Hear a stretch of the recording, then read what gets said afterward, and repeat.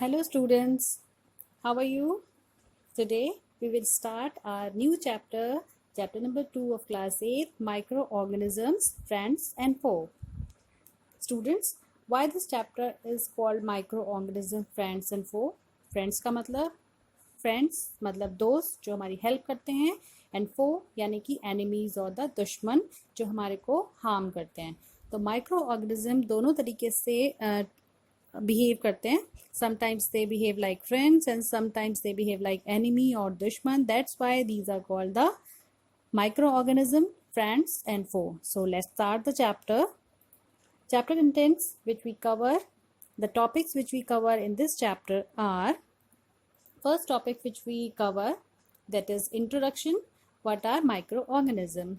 Means microorganisms क्या होते हैं, किस तरीके से हमें इफेक्ट करते हैं, वो हम इस टॉपिक में पढ़ेंगे। नेक्स्ट टॉपिक जो हम कवर करेंगे होगा where do microorganisms live.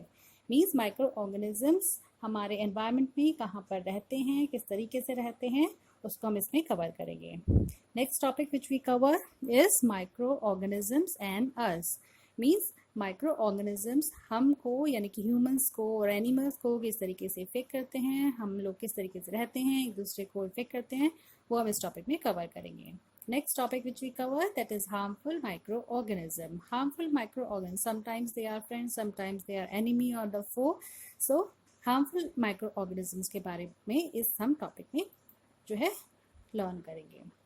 Next topic which is very important, that is food preservation. That means कि अगर हमारे को फूड को लंबे टाइम के लिए, लॉन्ग टाइम के लिए अगर हमें प्रिजर्व करना है, वो ख़राब नहीं हो, तो उसके लिए हम यूज़ करेंगे जो टेक्निक्स, वो इसमें कवर करेंगे। Nitrogen fixation. नाइट्रोजन फिक्सेशन बहुत इंपॉर्टेंट टॉपिक है। हमने क्रॉप प्रोडक्शन जो हमारा फर्स्ट चैप्टर था उसमें भी इस चीज़ को कवर किया था, और हम टॉपिक कंक्लूड करेंगे with the topic nitrogen cycle, how nitrogen affects और how nitrogen retain in the environment, we will cover in this topic. So let's start the topic or the chapter. What are microorganisms?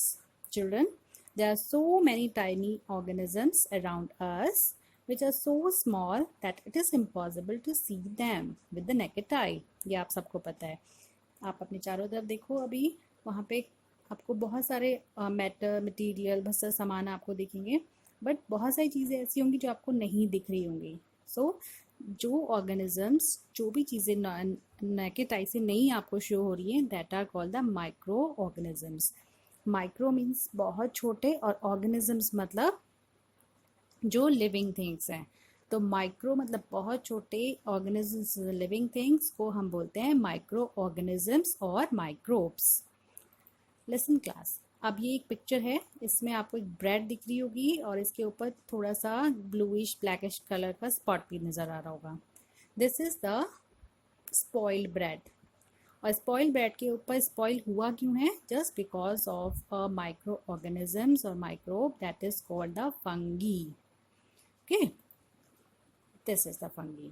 तो जब भी हमारी कोई bread होती है, उसको आसपास एनवायरमेंट मॉइस्चर मिलता है, उसमें आपका एक छोटे छोटे माइक्रो ऑर्गेनिजम्स जिनको हम फंगी बोलते हैं वो ग्रो करते हैं। जैसे हम ब्रेड है और उसके ऊपर छोटे छोटे ये यहाँ पे आपको थ्रेड लाइक स्ट्रक्चर नज़र आ रही हैं, these are the bread moulds. तो ये एक टाइप की फंगी या माइक्रोब्स होते हैं जो ग्रो करते हैं हमारी ब्रेड के ऊपर। रोटी के ऊपर भी आपने देखा होगा, उस पर भी आ जाते हैं। हमारे कोई लेदर का मटेरियल होता है तो स्पेशली रेनी सीजन में ये ग्रो करते हैं। Next is because we can't see the microbes in from the naked eye, जैसे हमने आपको बताया पहले। लेकिन अब हम नेकेड आई से नहीं देख सकते, तो हम उसको कैसे करके आइडेंटिफाई करेंगे कि something has the microbes or the microorganisms? So they can be seen only with the help of the microscope. This is the instrument which is used to see the microorganism or the microbes. This is the instrument. This is called the microscope. ठीक है। अब microscope में यहाँ पे जो area है, यहाँ पे हम एक छोटी सी स्लाइड रखते हैं। स्लाइड मीन्स आपका एक ग्लास का एक ट्रे जैसा होता है, उसको आपको रखते हैं और उसके ऊपर जो भी जिसको हमें टेस्ट करना होता है उसको रखते हैं। सपोज एक हम वाटर ड्रॉपलेट को ले लें या फिर आप एक ब्लड का सैंपल ले लें, तो कोई भी चीज़ जिसमें आपको माइक्रोब को देखना है उसको आपको एक ग्लास स्लाइड पे रखना है और उसको यहाँ पे हम रखते हैं और ये यहाँ पे एक लेंस होता है, यहाँ से हम ऊपर से उसको देखते हैं। तो हमें यहाँ पे जो भी सैंपल लिया है उसमें अगर माइक्रोब्स हैं तो वो हमें दिखते हैं यहाँ पे, ठीक है, जस्ट लाइक दिस। तो ये हमारा एक सैंपल है जिसमें ग्लास स्लाइड के ऊपर छोटे छोटे आपको सर्कुलर फॉर्म में दिख रहे हैं, दीज आर द माइक्रोब्स, ठीक है। Come to the next topic. Microorganisms are of different shapes and sizes. जैसे आप ये साइड में देख रहे हो ना, ये सारे के सारे आपके बहुत सारे माइक्रोब्स हैं। तो कोई रॉड शेप में है, कोई सर्कुलर फॉर्म में है, कोई इस तरीके से जिसमें थ्रेड लाइक स्ट्रक्चर बनी है। तो ये डिफरेंट डिफरेंट शेप्स और साइज के स्क्रोज है। तो microorganisms are of different shapes and sizes. They can work alone और इन कॉलोनीज। मीन्स जितने भी माइक्रो ऑर्गेनिजम्स होते हैं वो अकेले भी रह सकते हैं और अपनी कॉलोनी बना के भी रह सकते हैं। अलोन कुछ कुछ रहते हैं, जैसे आपका भी हम आपको शो करेंगे, वो अलोन भी रहते हैं और कुछ कॉलोनीज में भी रहते हैं, यानी ग्रुप में भी रह सकते हैं। और जितने भी माइक्रो ऑर्गेनिजम्स हैं, जब साइंटिस्ट होते हैं उसको स्टडी करते हैं, उसके बारे में पढ़ते हैं, उसको उसकी रिसर्च करते हैं, तो that the study of micro organism is called microbiology. That is very important branch of the biology, जिसमें आप छोटे छोटे माइक्रोब्स के बारे में स्टडी करते हैं। बहुत सारे जो डिजीज़ होती हैं उसको हमें क्योर करने के लिए माइक्रो ऑर्गेनिजम्स को स्टडी करना पड़ता है, तो वो इस डिपार्टमेंट में पढ़ते हैं। There are certain examples which are seen in your book also. आपकी बुक में भी देखो, ये पे कुछ पिक्चर्स यहाँ पे शो हो रही हैं। पेज नंबर 18 पर इसमें आपको कुछ पिक्चर्स दिखाई दी हैं, जैसे ये वाली है। This is called Chlamydomonas. What is called Chlamydomonas. This one is Spirogyra. Spirogyra एक फ्लैटन एक स्ट्रक्चर होता है, रिबन लाइक स्ट्रक्चर होती है, जिसमें आपको ग्रीन ग्रीन स्पॉट भी दिख रहे होंगे, ठीक है। नेक्स्ट आपका है, this is the paramecium. Paramecium आपका एक शू शेप में होता है, आपकी बुक में भी बना हुआ है ये। और एक और पिक्चर जैसे आपको यहाँ पे शो रखी है, दिस इज़ द पेनिसिलियम। तो ये कुछ माइक्रोब्स हैं, बहुत सारे और भी माइक्रो ऑर्गेनिजम्स होते हैं, मैंने यहाँ पे आपको शो कर रहे हैं, आपकी बुक में भी हैं, आप नेम्स को देख सकते हो। ओके, माइक्रोबायोलॉजी हमने पढ़ा कि माइक्रोबायोलॉजी दैट मीन्स कि जिसमें हम माइक्रोब्स के बारे में स्टडी करते हैं, उस ब्रांच को बोलते हैं माइक्रोबायोलॉजी। तो इसमें किस किस माइक्रो ऑर्गेनिजम्स की या किन किन माइक्रोब्स की हम स्टडी करते हैं। फर्स्ट हम लेते हैं bacteria. Bacteria are very small microbes which are looks rod shape, जैसे आपको दिख रहा है, सर्कुलर शेप, फ्लैजिला जिसमें थ्रेड लाइक स्ट्रक्चर होती है। तो different different shapes and sizes के हो सकते हैं, और कभी ये हेल्पफुल भी होते हैं और कभी कभी हार्मफुल भी होते हैं, यानी फ्रेंड्स भी होते हैं और फो भी होते हैं। दूसरे हैं आपके प्रोटोजोआ। प्रोटोजोआ आपके जैसे यहाँ पे आपको पिक्चर शो हो रही है पैरामीशियम की, और ये भी आपके कुछ ऐसे होते हैं जो कि जनरली ये आपका एलोन मतलब अकेले रहते हैं, और मोस्टली जैसे वाटर एरियाज होते हैं उसमें होते हैं ये। प्रोटोजोआ भी आपके फ्रेंड्स भी हो सकते हैं और फो भी हो सकते हैं। फंगी भी आपका, अभी हमने जैसे ब्रेड मोल्ड का एग्जांपल लिया था, तो ब्रेड मोल्ड्स क्या होते हैं, ये आपका हार्म करते हैं, हमारी ब्रेड को ख़राब कर देते हैं। तो ये होते हैं डिफरेंट टाइप ऑफ फंगी, लेकिन हेल्पफुल हो सकते हैं। जैसे आप मशरूम खाते हैं, mushroom is also a fungi, तो वो जो है आप एज ए फ्रेंड हमारे साथ वर्क करता है। This is the algae. Algae आपने देखा होगा कभी, आप जैसे मॉइस्ट एरिया जितना भी होता है, चाहे आपके एग्जांपल लेते हैं, जैसे हम जैसे कोई एरिया जहाँ पे बहुत ज़्यादा पानी गिरता है, जैसे बोलो तो बाथरूम के बाहर हो सकता है, या फिर आप कहीं अगर पॉन्ड वाले एरिया में जाएं तो there are a greenish slippery type of organisms are there. तो उस टाइप का जो एयर होता है उसे बोलते हैं हम एल्गी, ठीक है। और ये आपका है वायरस। तो वायरसेस जनरली मोस्ट प्रॉब्ली जो है हार्मफुल ही होते हैं। चलिए, okay, next topic, this is very important, where do microorganisms live. Children, microorganisms can survive under all type of environment, ranging from ice cold climate to hot spring and desert to marshy land. Means they are everywhere. They are also found inside the bodies of the animals including humans. Children, ये जो micro organisms होते हैं वो survive कर सकते हैं बहुत extreme conditions में भी, ठीक है।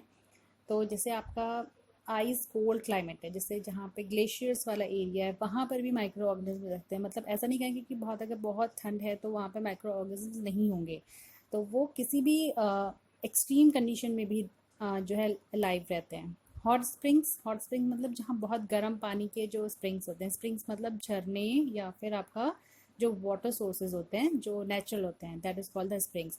तो हॉट स्प्रिंग्स मतलब जहाँ बहुत गर्म पानी आता है, वो वाले एरिया में भी आपका क्या होते हैं, माइक्रो ऑर्गेनिजम्स जिंदा रह सकती हैं, रह सकते हैं।